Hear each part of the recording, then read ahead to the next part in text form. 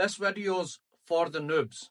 The noobs that are talking about sell your XRP, sell your XDC, sell your XLM, sell all your ISO 20022 assets and go into these shitcoins. This video is made for you, right? If you're one of them. And the ones that are not so savvy with this market, I'm here to tell you otherwise. Now, when you have assets like XRP, XLM, yes, they have a large circulating supply. Now, for you to come into a real world use, you don't want a small circulating supply. You have a large amount of people globally that are going to be using this asset. When you have a small circulating supply, I mean,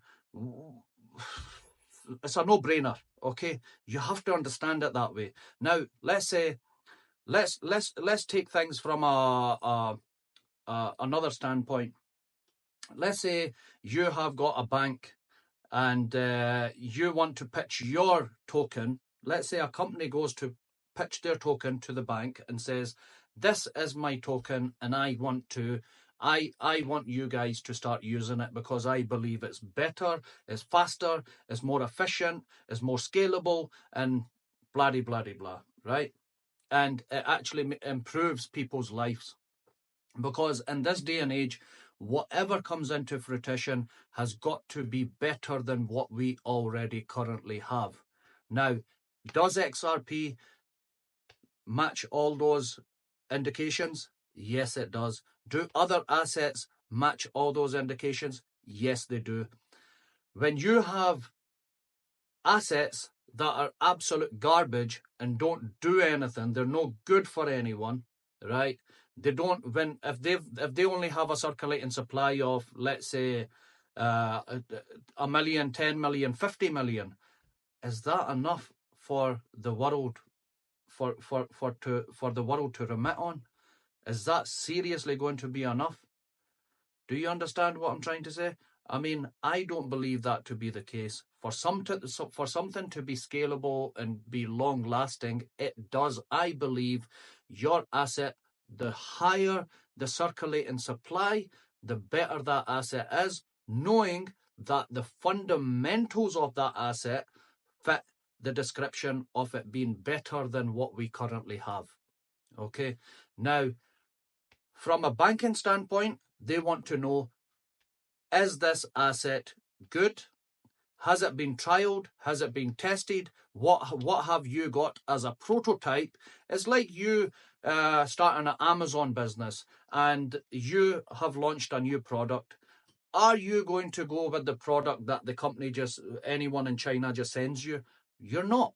You won't go for that product. You would want a prototype, right? You would want to make sure you'll check all its testings. You'll check everything is working.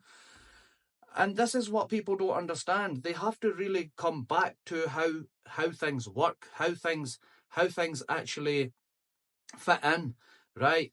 Take it from a small business standpoint and check it from that narrative. When you start a small business and you've launched a product and you have an idea, you've launched a product, you want to check its scalability, you want to check its interoperability, you want to check every single dynamic about it. When you have that and you're pitching it to a bank, yeah, they will be interested. But if you don't have all these things, you don't have your prototype, you don't have any proof of things actually working, they're not going to take it on board. These are big institutions. If you have small scale businesses that are needing prototypes, do you really think that large banks, large institutions are not going to require that or maybe a bit more? Of course they are, right? So this whole narrative about sell your XRP, sell your Bitcoin, sell this, sell that, is crazy. Now, this is my personal belief. I believe Bitcoin was a prototype. Simple.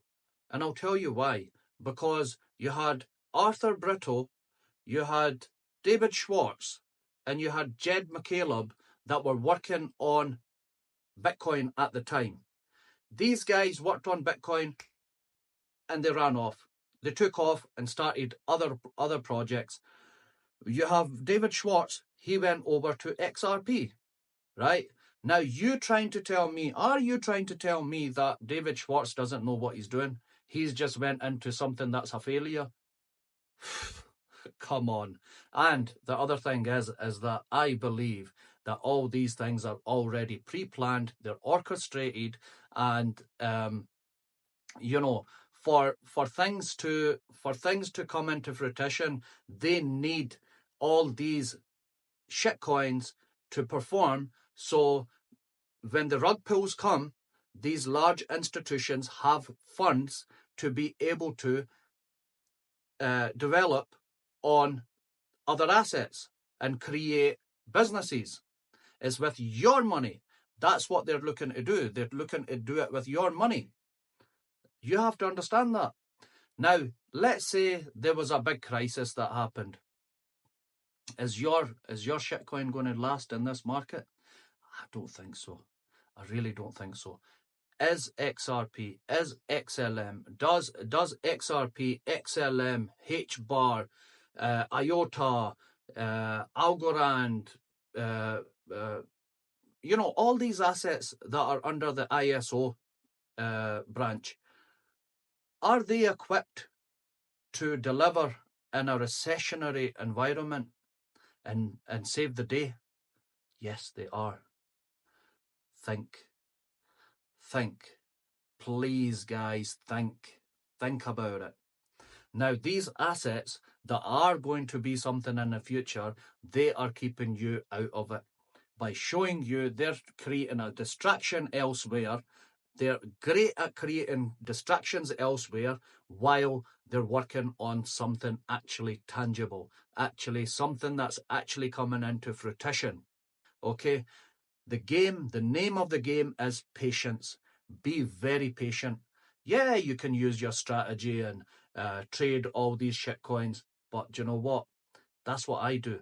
I trade the shitcoins, but I revert back to the assets that I have belief in that are going to be the future. So, what do you think? With all these videos coming out of people saying, oh, I'm so glad I sold my XRP, no one is saying hold on to dear life and do this and do that. Yeah, I've got my long-term bag. I do not go into that. I have a small trading bag that I trade all these assets that I do not have any belief in. No belief in. Okay? I trade them just so I have that extra liquidity. I pull out that liquidity and I accumulate on my long-term bags. Okay? Is that smart? I believe it is. Because ever since these markets have been going rapid, I have been accumulating and I have accumulated very well. Thank God. Okay? Now, when that time comes, it's very clear. If you look at the banking issues, you look at all the developing issues within the banks, you have a liquidity crisis, right? You have banks. The moment banks fail on that large scale, which are the central banks, the moment you've got the central banks failing, all the banks at the bottom are automatically going to fail. Okay, so when you have all these banks failing, there is no more money with the governments. The governments don't have money to bail out these banks. Now what will happen is these banks want you to bail in. They'll be bailing in.